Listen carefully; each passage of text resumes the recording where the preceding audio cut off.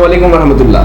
میں ہوں آپ کا ہوسٹ اشر بیگ اور آپ موجود ہیں سخیس ورلڈ یوٹیوب چینل کے اوپر. اور ہم نے جس سلسلے کا آغاز کیا تھا, ہم پاکستان کے کرنٹ افیئرس اور پاکستان کے مسائل, معاملات اور ان تمام چیزوں کے اوپر گفتگو کر رہے تھے. اور ہمارے ساتھ موجود ہیں سینئر جرنلسٹ ہیں اور الیکٹرانک میڈیا سے بڑا گہرا ان کا تعلق رہا ہے. بلاگر بھی رہ چکے ہیں, کالمنسٹ بھی ہیں اور بہت تاریخ پر مبنی کتاب ملیشیا کیسے آگے بڑھا اس کے مصنف بھی ہیں, افروز ہمایوں صاحب. اور ہم نے سر جس ٹاپک پر پہلے اختتام کیا تھا, ہماری بات ادھوری رہ گئی تھی جاگیرداری کے اوپر, اور جاگیرداری سے ہی ہم دوبارہ اس کا آغاز کرتے ہیں. جاگیرداری کے بارے میں آپ بتا رہے تھے. اچھا, میں ادھر اپنے کچھ سوالات جو ہے آپ کے سامنے رکھ دوں. ایک سوال بنیادی طور پر رکھ دیتا ہوں, اس کے بعد آپ جاگیرداری کے بارے میں بھی بتائیے گا کہ جاگیرداری جو پاکستان میں ہے اور اس کی جڑیں بہت مضبوط ہیں, تو پاکستان میں جو یہ جاگیرداری کا نظام جو چل رہا ہے, اور جاگیرداری کے علاوہ یہی نظام دوسرے ناموں سے بھی چل رہا ہے دیگر جگہوں کے اوپر, تو یہ پاکستان بننے کے بعد ہی آ گیا تھا یا پاکستان سے پرانا ہے اور اسی نظام نے پاکستان کو بنتے ہوئے دیکھا ہے اور اس نظام نے پاکستان کو ایکسیپٹ ہی نہیں کیا ہے؟ اس کے بارے میں کیا کہیں گے آپ؟ دیکھیں اشر, بنیادی طور پہ جاگیرداری تو بڑا قدیم نظام ہے, اس کی جڑیں بہت ہی گہری ہیں پاکستان میں. صحیح ہے.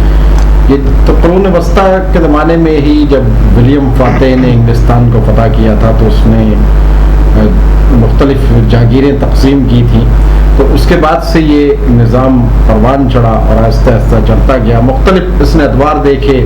پھر ہندوستان میں آ جائے تو مغلیہ دور میں یہ نظام رہا, جاگیرداری نظام. اس کے بعد پھر جب ہم بات کرتے ہیں پاکستان میں, تو پاکستان کا جو جاگیرداری نظام ہے یہ کچھ مختلف ہے. یہ مختلف ہے مغلیہ دور سے بھی, اور جو برٹش دور ہے یا اس سے پہلے کا جو نظام تھا, کیونکہ فیوڈلزم بیسیکلی فیوڈل لفظ سے نکلا ہے, جس کا جو کہ ایک قسم کی جائیداد ہوا کرتی تھی, جو کہ بعد میں تبدیل ہوتا گیا یہ سسٹم. اور مختلف اس نے زمانوں کے مدارج دیکھے اور یہ سسٹم آہستہ آہستہ پاکستان میں بھی اپنی جڑیں مضبوط کرتا چلا گیا. پاکستان کا جب قیام عمل میں آیا تو اس وقت بھی جاگیردار وڈیرے اور پنجاب کے چودھری, سندھ کے وڈیرے, بلوچستان اور KPK کے سرداروں, انہوں نے بڑا کردار ادا کیا تھا پاکستان کے قیام میں بھی.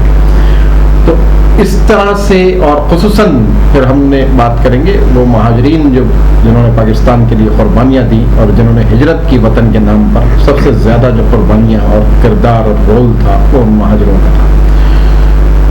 اس کے بعد یہ سسٹم جو تھا جاگیرداری نظام, یہ پاکستان میں اپنی جڑیں مضبوط کرتا چلا گیا. اب جاگیرداری بنیادی طور پہ ایک سوچ کا نام ہے. جاگیرداری ہم اب یہ نہیں کہہ سکتے کہ بڑی جاگیریں رکھنے والے وہی بہت زیادہ طاقتور ہیں, کیونکہ مختلف انتخابات ایسے ہوئے جس میں بڑے بڑے نام جو ہے وہ شکست کھا گئے انتخابات میں. مثال کے طور پر 1988 میں غلام مصطفیٰ جتوئی اور پیر صاحب پگارا, محمد خان جنیجو, یہ اپنے سے بہت کم وسائل رکھنے والے, کم, اور کچھ تو ایک وکیل تھے, انہوں نے ایک بڑے جاگیردار کو بھی شکست دے دی تھی.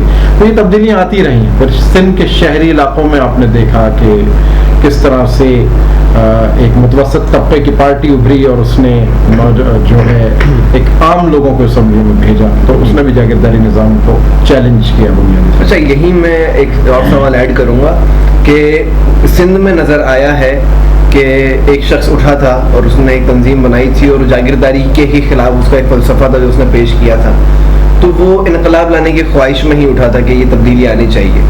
تو کیا جاگیرداری صرف سندھ میں ہی ہے؟ لیکن نہیں, آپ نے خود کہا ہے بھی کہ یہ بلوچستان میں بھی ہے, خیبر پختونخوا میں بھی ہے, تو وہاں کے لوگ کیوں نہیں اٹھے؟ یا پھر انہوں نے جاگیرداری کو ایکسیپٹ کر لیا ہے اور یہاں کے مہاجرین نے اس کو ایکسیپٹ نہیں کیا تھا؟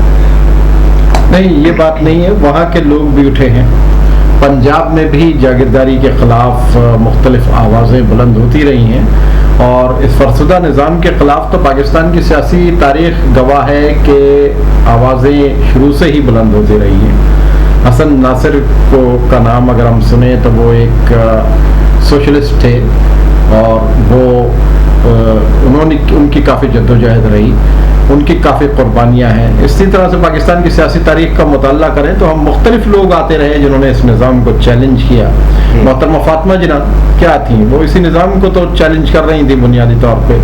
اور ایک فوجی عامر کو انہوں نے چیلنج کیا تھا، انہوں نے انتخابات لڑا تھا ان کے خلاف۔ تو بیسیکلی یہ وہ قوتیں ہیں جو کہ شروع سے چاہتی ہیں کہ پاکستان کے وسائل پر قبضہ کر کے رکھیں، اور یہ وہ نظام ہے، یہ وہ قوتیں ہیں جو انہوں نے آپس میں رشتہ داریاں قائم کی ہوئی ہیں۔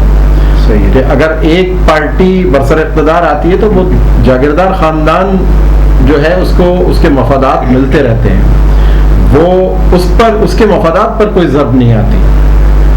اس طرح سے انہوں نے ایک نیٹ ورک بنایا ہوا ہے جو کہ پاکستان پر ایک عرصے سے قائم ہیں، اور پاکستان کے وسائل پر یہ لوگ ان کا مکمل کنٹرول موجود ہے، اور ان کی جائیدادیں وقت کے ساتھ ان کی جائیدادوں میں اضافہ ہی ہوتا جا رہا ہے۔ انہوں نے پاکستان کی عمر کے ساتھ ساتھ انہوں نے اپنے جو وسائل ہیں ان میں اضافہ کیا ہے، اپنے آپ کو مزید مستحکم کیا ہے۔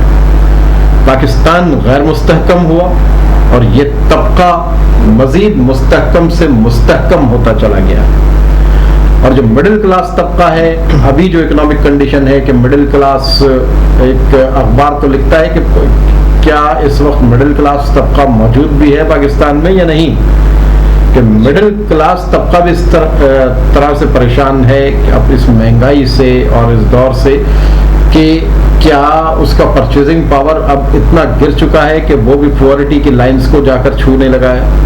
تو کیا مڈل کلاس طبقہ اب ایگزسٹ بھی کرتا ہے یا نہیں؟ تو اب کلاسیفیکیشن بھی ڈیفرنٹ ہو جاتی ہے، جب جیسے ہی اکنامک کنڈیشنز تبدیل ہوتی ہیں تو یہ اپر کلاس، اپر مڈل پور کلاس، یہ کلاسیفیکیشن کو بھی ہمیں تبدیل کرنا پڑتا ہے کہ کتنی پرسنٹیج اس وقت کس کیٹیگری میں فال کر رہی ہے۔ تو بنیادی طور پہ اب جاگیرداری جو ہے وہ ایک سوچ کا نام ہے، جاگیرداری ایک سوچ کا نام بن گئی ہے۔ شہری وڈیرے بھی ہوتے ہیں، ماضی میں آپ نے دیکھا، جو اگر آپ 90 کی دہائی اور اس کے بعد کے جو حالات دیکھیں، اس میں کچھ شہری وڈیرے بھی پیدا ہو گئے تھے جن کی سوچ وڈیرانہ تھی، جن کی سوچ جاگیردارانہ تھی۔ صحیح ہے۔ جاگیرداری کا مطلب ہے تسلط قائم رکھنا، لوگوں کو غلام بنا کر رکھنا، ان کے ذہنوں کی آزادی کو سلب کر لینا، یہ جاگیرداری ہے، اور یہ جاگیرداری کی جو سوچ ہے وہ پروان چڑھتی چلی جا رہی ہے۔